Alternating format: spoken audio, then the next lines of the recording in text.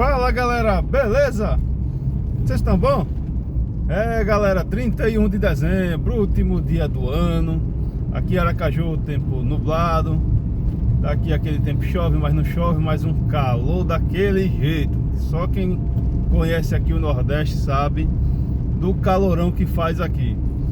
Quero desejar a todos vocês, antes que eu acabe esquecendo, um feliz ano novo, que 2025 venha com paz, prosperidade e também muito futebol e muito esporte, que os times de vocês se deem bem, mas que o Corinthians seja campeão. Isso mesmo, o Corinthians seja campeão.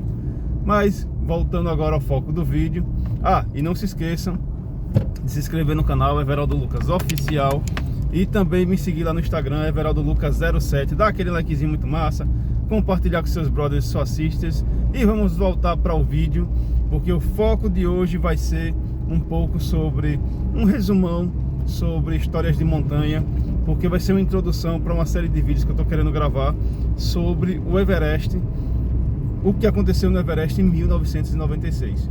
Mas vamos falar um pouco sobre o histórico de escaladas no Everest.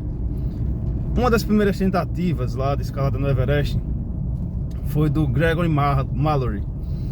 Ele tentou lá numa expedição escalar o Everest pela face norte, que é o lado mais difícil, que é o lado do Tibete.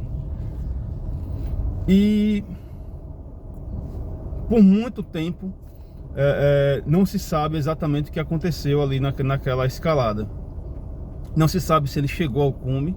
O que se sabe é que eles ficaram, o corpo dele mais o companheiro dele, ficaram desaparecidos por anos e são encontrados muito tempo depois, praticamente intactos, congelados, mas foram encontrados muito tempo depois. A questão toda é a seguinte: é que não se sabe se eles conseguiram chegar ao cume do Everest ou não. O que se sabe é que eles se perderam na trilha e acabaram caindo lá num trecho, e meio que se perderam e acabaram morrendo. Mas os primeiros que conseguiram chegar ao cume do Everest foi pelo lado normal, que é o mais famoso de todos, que é a face sul do Everest, pelo lado nepalês.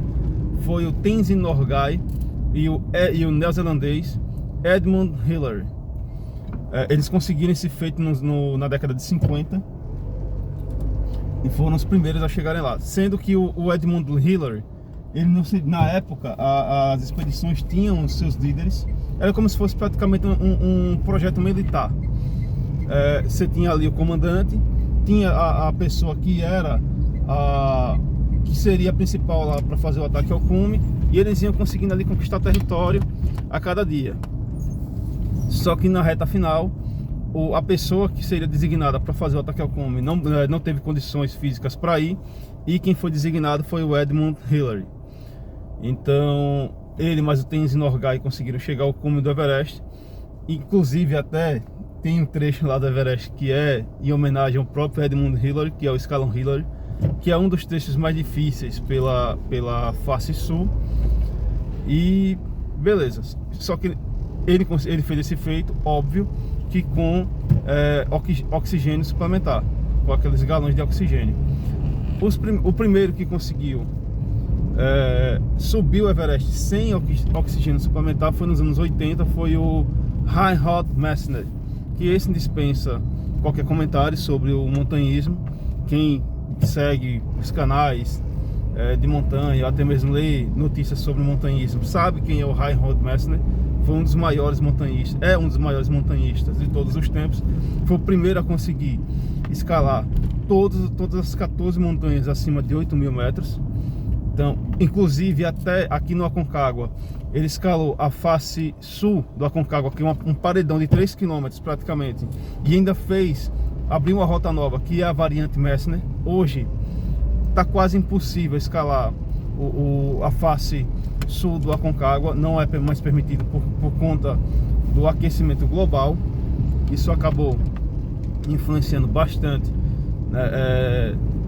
para escalar aquele paredão. E o Reinhold Messner foi o primeiro a conseguir esse feito de escalar o Everest sem oxigênio suplementar. Ele mais o companheiro dele, que agora eu não vou lembrar o nome dele. O Reinhold Messner também fez uma escalada incrível se eu não estou enganado, em Nanga Parbat, que é considerada a montanha assassina. Esse que é o detalhe. A Nanga Parbat, ela é uma das montanhas mais perigosas do mundo por conta de várias questões climáticas que acontecem ali ao redor.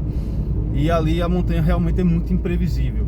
De uma hora para outra vem uma avalanche. Então ali é uma montanha realmente muito complicada de se escalar. Mas voltando a falar um pouco do Everest, até o meados dos anos 80, só era permitida a escalada ao Everest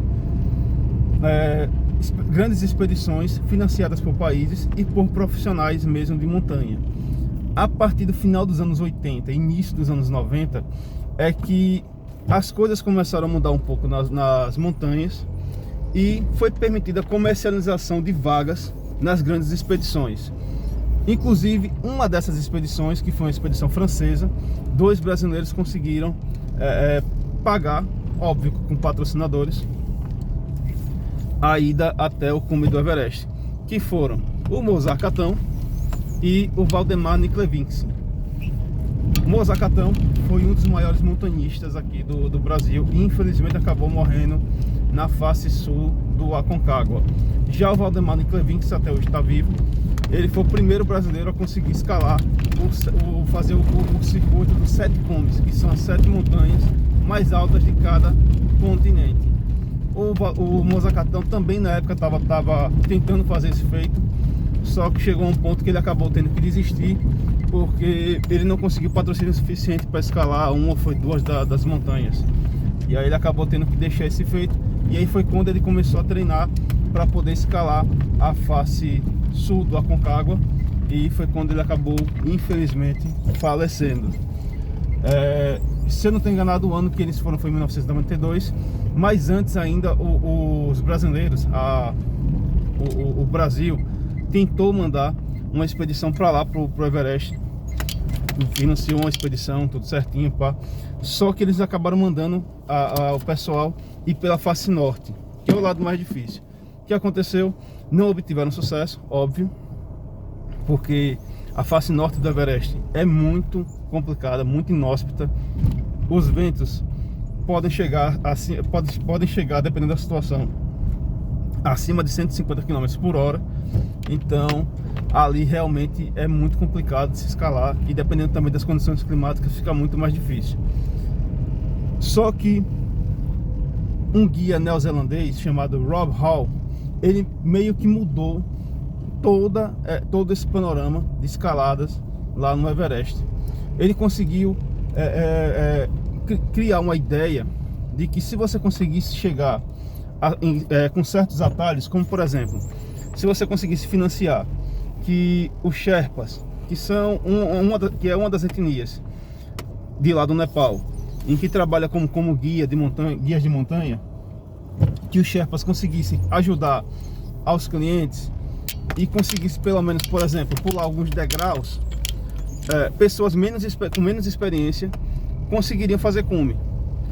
Óbvio que no início o Rob Hall recebeu muitas críticas, porque era inimaginável que uma pessoa comum, que nunca escalou uma montanha na vida, conseguiria chegar no cume do Everest, que é a montanha mais alta do mundo, todo mundo sabe disso, 8.848 metros, mais alguns centímetros, e realmente era muito complicado imaginar que uma pessoa que nunca escalou uma montanha direito, que mal escalou uma montanha, por exemplo, como Kilimanjaro, que é apenas 5.000 metros, conseguiria chegar ali ao cume do Everest.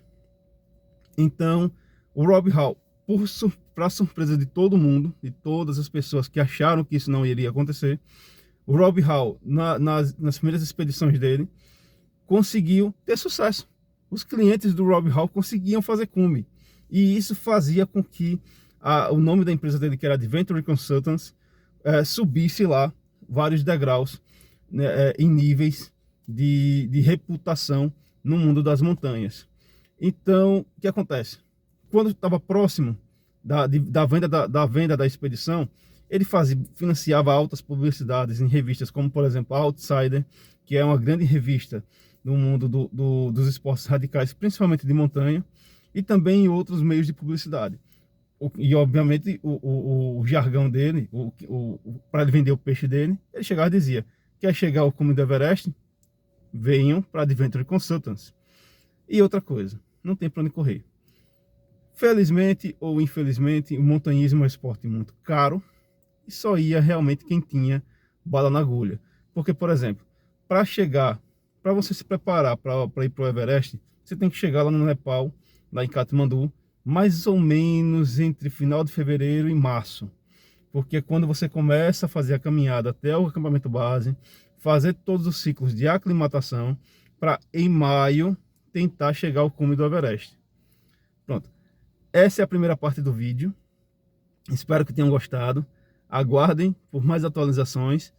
E não se esqueçam de me seguir, ativar o sininho e compartilhar com seus brothers e suas sisters. Beleza? Valeu!